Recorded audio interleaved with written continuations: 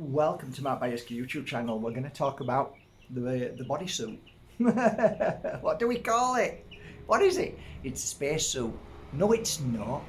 It's beautiful. It's skiing, and oh look, it moves, and look, I can see, I can hear. Yeah, well, that's just a suit. That's all it is. That's all you're wearing.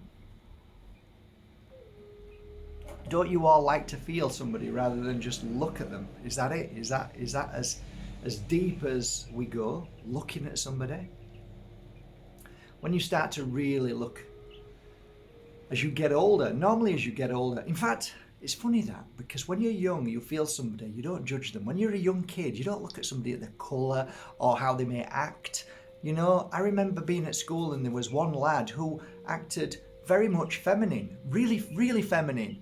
We didn't judge that. We didn't. I only look at that now and judge it and see it that way. But then Andrew was exactly as he was meant to be. That's who he was, right? And nobody judged him for that. I mean, kids can be cruel, but cruel in a way that they've been programmed to be cruel. Not true. Kids who don't see this from maybe their older brothers who and maybe their mums and dads who are judgmental, then they start to again program this spacesuit. And this is where I'm coming to really. Programming the spacesuit. I mean, the spacesuit that you wear, if you can program that spacesuit, then the spacesuit will accept the program that you give it. And it's such a true statement if you think about it.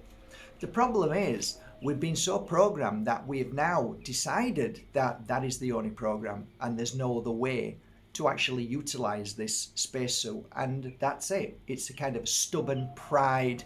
How about growing? How about seeing it differently? I mean, if you look at it when you were a kid, were you really judgmental to all your friends at school and the girls that you may have played with and had fun with? No, they were just girls and boys. And now look at the program. Now look what the system program is trying to make you feel and be. And look what it's done to kids.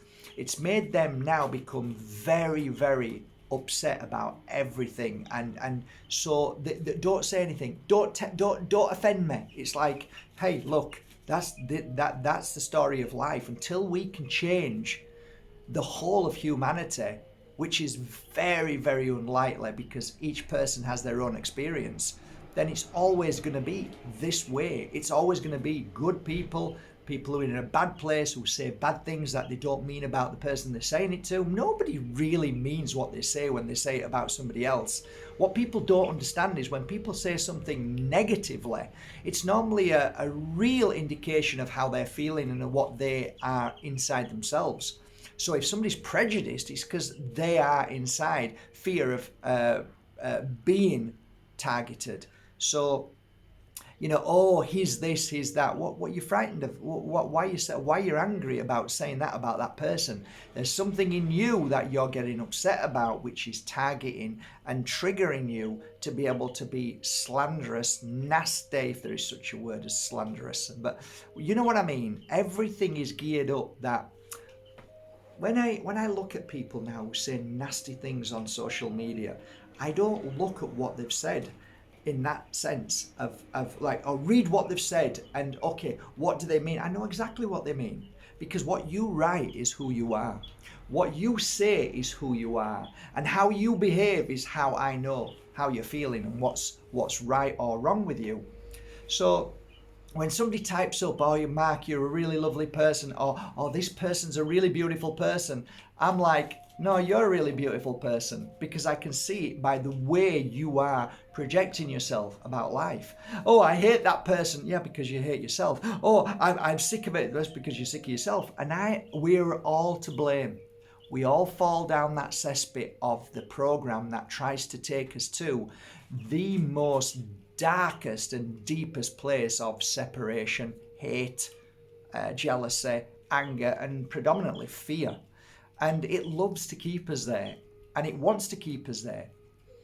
But today could be the first day of the rest of your life. You could say, you know what, I've done that, I'm sick of it. It hasn't helped, I feel worse, I'm feeling sick all the time, I don't feel good, I'm feeling depressed. So none of that system programming worked. So how about I change that? How do you do that, Mark? Well, you start to focus on things that you never focused on before. Like what, Mark? Come on, Tracy, come and sit down. Like just put the Coca-Cola 20 litre bottle back over there for 5 minutes, will you? The McDonald's, just look, there's a trash can there. Just throw that in the bin. Trust me, I'm doing you a favour. Honestly, Trace, come and sit down. How's everything going, Trace? Not too good. That's right, Tracy. Maybe it's because of what you're eating. And what are you watching on TV?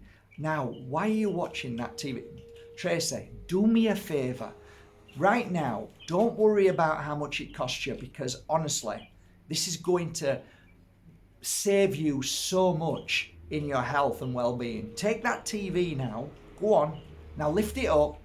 Now go upstairs to the top floor and go outside of the balcony. Look down, see if nobody's there. And if nobody's there, take that TV and let it go and let it smash. Seriously, honestly, Tracy, you are going to thank me. One day you're going to hug me, and you know that Coca-Cola there? Just pour it down the sink and watch how it clears all the blocks of your sink. You'll be happy for it. Save you a fortune. Yeah. On your teeth as well as your health and your body. Oh yeah, that stuff's not good for you. Come and sit down, Trace. Honestly. Yeah, it's true. It's not good for you. It's really bad for your body. It's actually eating away all your organs every day when you drink it. Why do you think people stick a nice, dull 2p piece, which is made of like a copper, and they stick it in some Coca-Cola? Just leave it there overnight, and then in the morning lift it up, look at it. It's all shiny and clean. Why is that? So if it's done that to that coin, what's it done to inside of your body? Oh yeah, it's not good for you. Honestly, try some water, natural water. No, not in plastic. No.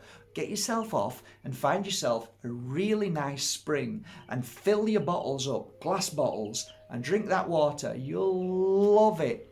Now, this is called changing. This is changing your machine. You are changing the process of all that you've learned. So now you're unlearning all that you've been told is good for you that isn't good for you, and that's why 9 times out of 10 people are getting cancer. Nobody talks about cancer. Nobody will ever talk about cancer. They'll go, oh, cancer, but they won't talk about it. Why won't they talk about it? Because they don't want to fix anything. Oh, we do. We've got machines. No, you don't. You're not talking about it. All you're doing is saying, okay, this person's got cancer. What can we do now? That's not fixing it.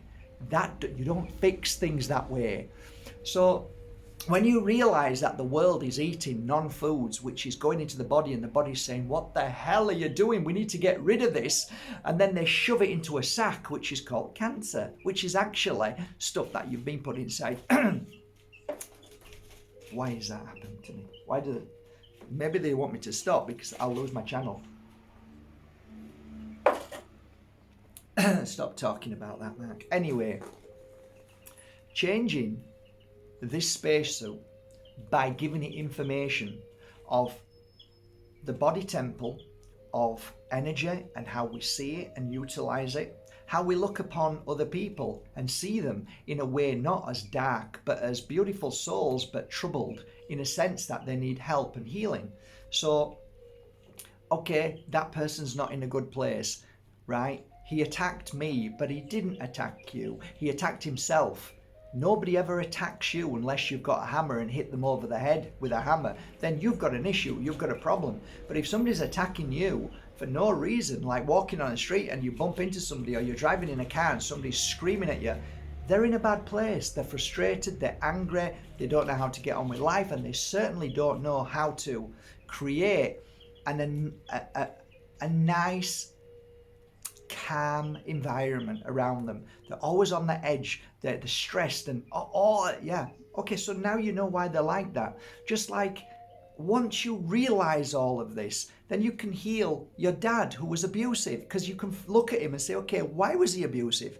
Whereas most of us don't look at the why, we look at what they did to me. Why did you do that to me? Why don't you look at them and see why they did them things?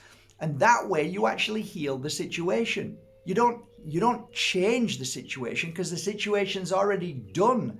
But what's the alternative? You're going to live with that for the rest of your life like I did and suffer?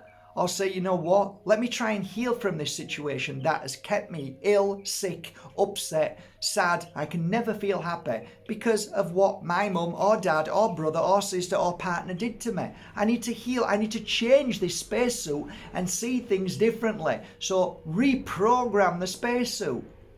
Stop blaming others for what they did to you. Forgive them. Oh, I'm not doing that. Okay, don't. But why don't you try it? This is how I did it. Okay, look, I don't forgive you, Tracy. I don't forgive you, Tracy, for what you did, because what you did, that action, wasn't nice. And I'm not forgiving that. That shouldn't have been done, and I'll never forgive that. But Tracy, I forgive you. Right? I forgive you because, you know why I forgive you? Because I know you were in a bad place. You didn't mean it. That's all you knew. You didn't know how to handle yourself, or you didn't have any tools to fix yourself. That's why you're drinking Coca-Cola all day and eating McDonald's and KFC and all that junk all day long, because you don't have the tools. By understanding them tools, that is the first step to then fixing your path. Because if you don't have the tools, if you don't understand what's going on, then you will never have the opportunity to make that change. Most people make that change when they are, or let's say when it's too late. I've got cancer. I need to fix myself now. Stop eating all this junk. Bit late, lass. Bit late. A little bit late. Maybe if you're lucky and you start looking after your body, maybe, just maybe, that you're able to do something to help. That maybe. But how about we say, let's give you the tools now before the cancer comes. And let me tell you guys, the chances of any of us getting cancer is 1-to-1 now, not 2-to-1. So now we have to really start to think about our body completely, as well as your children. You don't feed them body parts of an animal, which are called sweets. You don't feed them Coca-Cola, which is filled with the most dangerous, toxic poisoning. You don't feed them with McDonald's, which is not food. It is not food. You put it into the body says, what the hell are you doing to me? The body will survive. It will keep surviving, but eventually it says, I can't cope with this anymore. And then your child starts to get symptoms. And then the doctor says, oh yes, that's the symptom of this. So we put him in a box, and now this is who your child is. And now we're going to give him this to take every day. And now the child gets even sicker because what he's taking in his mouth is creating another 50 types of cause effects. So it's a slippery slope. The only way is retraining, is reprogramming the spacesuit to say no more. And now I am on a path of health and well-being. My body, or my child's body, is a temple, and I will not follow the crowd. I will not be a bah, bah, I'm going to Sainsbury's, I'm going to McDonald's. No. See you later. I'm going to make sure my child grows up to be a healthy child. And if my child decides one day when she's older to change her diet and start to eat junk, that's her choice. But until then, I'm going to feed her good, healthy foods that might even help her live a lot longer if she does decide to eat junk. But that's her path. I, personally, myself, have decided no more sugar. I am not poisoning my body with sugar ever again. And I will take no sugar in my body, because if I take sugar in my body, I know my body then turns to candida, which turns to illness, that turns to sickness, which turns to disease, which turns to everything that I have worked so hard since 38 years old till now at 54, working daily to heal myself. I will eat fruit and vegetables. Oh, there's too much sugar in fruits. Stop right there. I don't speak brainwashed. Let's go to Don Tolman and ask him, Don, what is the difference between sugar, which is refined and made in laboratories, and sugar from fruits? Please explain, Don. Well, he's not here to explain, but I'll give you just a little taste of what I learned from Don. Sugar in fruits, when digested, the body knows how to utilize that sugar and create it for a certain energy. When you eat sugar which is refined, it causes great illness to the body. That's as simple as that. If I said that to Don would say that's basically the bottom line, but he would then go into detail and explain totally why. But I just need it simple. Do I take that or not? Don't take that. What about fruits with the sugars? No problem at all. Your body knows how to deal with that because that's what they were grown for. God made them for you. The Mother Earth created all of this for you to eat, not to go into McDonald's and drink Coca-Cola and eat non-foods. Hello? Tracy, come back. Where are you going? Is anybody there? Have you all gone now? Oh, I'm sick of this guy. I'm sick of that guy. Why are you sick of him? I'm sick of him because I know he might be speaking the truth, but I don't want to change my life because it's just too much. I can't cope with it. Just give me another cake. Get the chocolate out. Tell him to stop. It's true. Reg Lenny used to go into people's houses and say, right, they pay him like 10 grand, right? Okay, I want to heal from this illness I've got. No problem, I'm coming. Open the door. That 10 grand was right. Oh, that's a lot of money. Yeah, it is, okay, but we're going to start. Open your fridge. What are you doing? What do you think I'm doing? Changing your life. Yeah, but you're throwing everything. What are you doing with the Coca-Cola? What are you doing with the chocolate? It's going in the bin. All of this is going, stop! Give me my money back! Yeah. Oh, but then when you've got cancer, oh yeah, I'll do anything. I'm going to die. I'm going to die. Yeah, that's right. We're all going to die one day, but you don't actually die, by the way, so don't worry about it. It's not too big a deal. Oh, I hate this man. I hate this guy. He's driving me insane. Isn't he awful? He's saying that cancer's okay. Looking for a way to fight me and have a go at me all the time. No, don't do that. Don't do that. It's just a conversation. It's just a conversation. I went through this just like everybody else. I was so fixed up on sugar that I used to have 3 sugars in my tea, and I used to say to myself, I can never drink tea without sugar or coffee without sugar. I haven't touched sugar in years. I drink coffee without sugar and tea without sugar. It doesn't even affect me. Do you know, it took me 2 years to get over it. And I tried to replace it. And I tell you, look, try and replace it. Replace it with natural honey, but not too much, because I realised by putting just as much honey in, that's still, how strong is honey? Just a little bit. But eventually, I don't crave it at all. Now I look back and realise it's true what they say. Refined sugar addiction is actually more dangerous than cocaine addiction. You can come off cocaine much easier than sugar. Yeah, but they won't tell you that because it's legal. So don't worry. It's legal. Oh, it's okay. Yeah, them drugs. Oh, yeah, they're illegal. They're drugs. What about them drugs from the pharmaceutical? Oh, yeah, they're okay.